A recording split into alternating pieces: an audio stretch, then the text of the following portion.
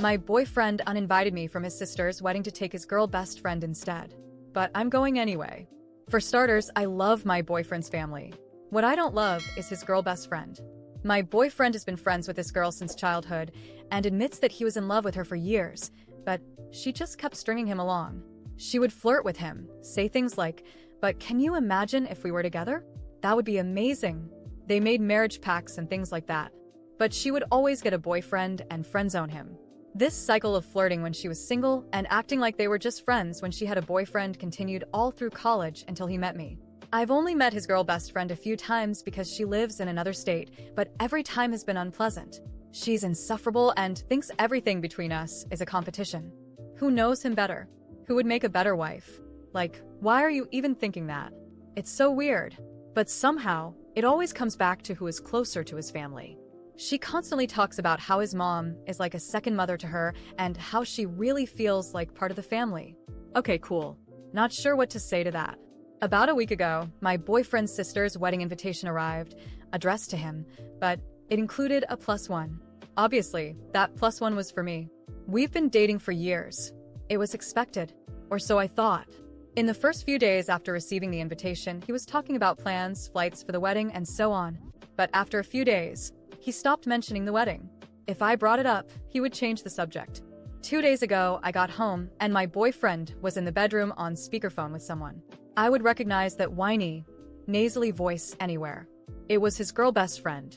She was talking about what she should wear to the wedding, which I didn't find odd at first.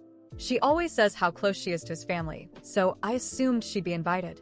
I walked into the bedroom and greeted her on the phone. He looked startled, which was weird because I had greeted her on speaker before, and it was never a problem. I told her I was looking forward to seeing her at the wedding, which was a lie, but I was trying to be polite. Tell me why this girl responds, "Oh, I'm so glad you got your own invitation." I was starting to feel bad about taking your +1. Taking my +1? What?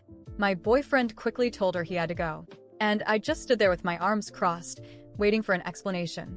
He told me she didn't receive an invitation to the wedding. Shocking, considering how close she claims to be with his family. He said she called him, all upset, saying it would mean everything to her to go to the wedding and celebrate with the people she loves most. The people she loves most, yet she wasn't even invited? I told him it was really strange that he would choose someone other than his girlfriend as his +1 for his own sister's wedding.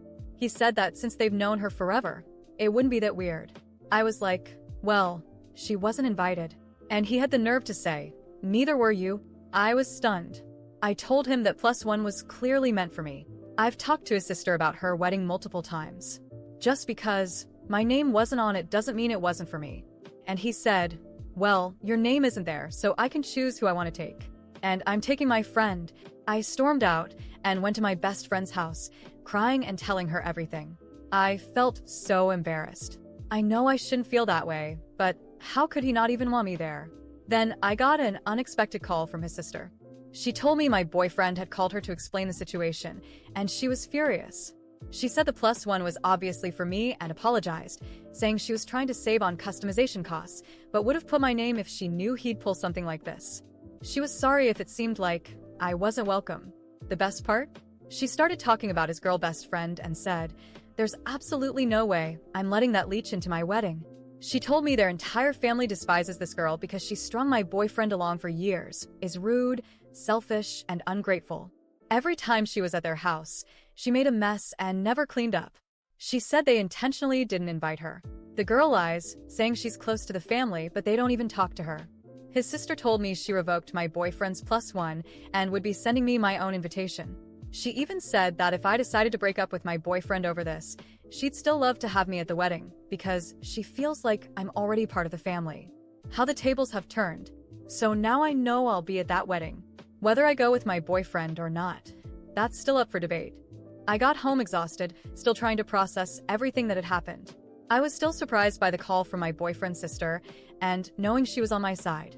But as I was packing my things, I heard the door slam open. My boyfriend stormed into the apartment with a look on his face that I had never seen before. He looked furious, his eyes narrowed, and there was a threatening energy in the air. "Where's the invitation?" he snapped, without even saying hello. I froze in the middle of the room, holding a suitcase that I had started to fill with my clothes. "What invitation?" I asked, though I knew exactly what he was talking about. Don't play dumb. My sister sent you an invitation, right? You're going to give it to me. It's for my best friend, he said, stepping closer, his tone growing harsher with every word. I felt cornered. I knew this conversation wasn't going to end well, but I never imagined he would take it this far. That invitation is mine, and you know it. Your sister was very clear about it. She even canceled your +1. I tried to explain, my voice already starting to tremble. He laughed, but it wasn't a laugh of humor. It was cruel, as if he were mocking me. Of course, she said that. She likes you, but don't you get it? The person who really matters here is my best friend. Do you think she'll forgive me if I don't take her? I already promised her she'd come with me. Hand over the invitation and stop being selfish. He held out his hand, expecting me to obey. At that moment, I felt the tears starting to stream down my face. I was hurt, but also filled with anger. How could he treat me like this? How could he choose someone who had manipulated and used him for years over me, someone who had always been by his side? Selfish? My voice cracked at first, but I took a deep breath and continued. You think I'm selfish? You're defending someone who used you like a toy for years. She led you on, put you in the friend zone, and disappeared every time she got a new boyfriend. And now you want me to give her something that's mine? What right do you think you have? He didn't respond immediately. He just stared at me with a cold expression, like he didn't recognize me anymore. And then he exploded. You don't understand anything. She's important to me. She always has been. Maybe you're the one who's wrong here. Maybe you're not as special as you think. If you really loved me, you'd do this for me without question. He shouted, his voice echoing through the apartment. That was the final straw. My heart shattered completely. I couldn't stay there any longer, couldn't keep fighting for someone who clearly didn't value me. With trembling hands, I grabbed the invitation from the table and handed it to him. Here. If this is what you want, take it. And take her too. Because I'm not going to stay here and watch you throw away everything we had for someone who never respected you. My voice was low but firm. I knew there was no turning back. I picked up my suitcase and walked to the door. He didn't try to stop me. Not a word. He just stood there, holding the invitation like he had won some kind of battle. I walked out without looking back, crying so much that I could barely see the road ahead. I arrived at his sister's house hours later. She opened the door, and the moment she saw me, she knew something was wrong. She invited me in, and as soon as I sat on the couch, I broke down. I told her everything that had happened, every cruel word, every unfair decision. She listened in silence, but I could see the anger building in her eyes. He did what? She finally asked, her voice full of outrage. He demanded that you give the invitation to that leech? And you gave it to him? I did, I admitted, my voice weak. I couldn't fight anymore. He doesn't respect me, doesn't value me. If she means that much to him, let them be together. I'm done. She shook her head in disbelief. This is unacceptable. You did everything right, and he treated you like this? He's an idiot, and I'm going to fix this right now. She stood up, grabbed her phone, and started typing furiously. I watched her, confused. A few minutes later, she turned to me with a determined smile. I just canceled their invitations. Neither of them will be at my wedding. And you know what? You deserve so much more than this. You deserve to be there, holding your head high, because you're part of this family now. They're not. I didn't know what to say.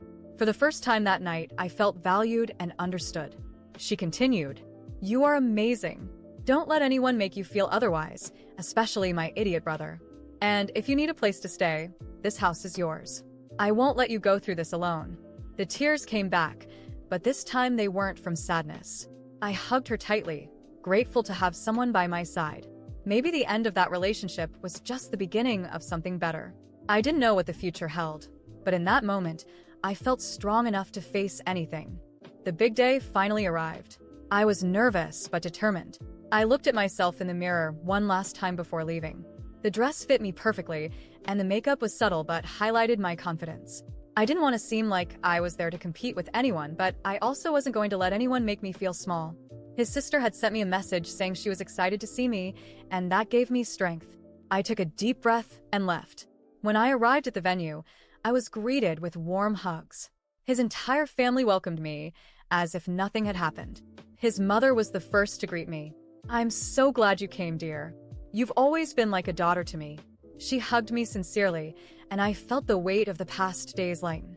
They led me to a well-placed table, surrounded by family and close friends. Laughter flowed naturally, and the joy was contagious. It was his sister's day, and nothing should ruin it.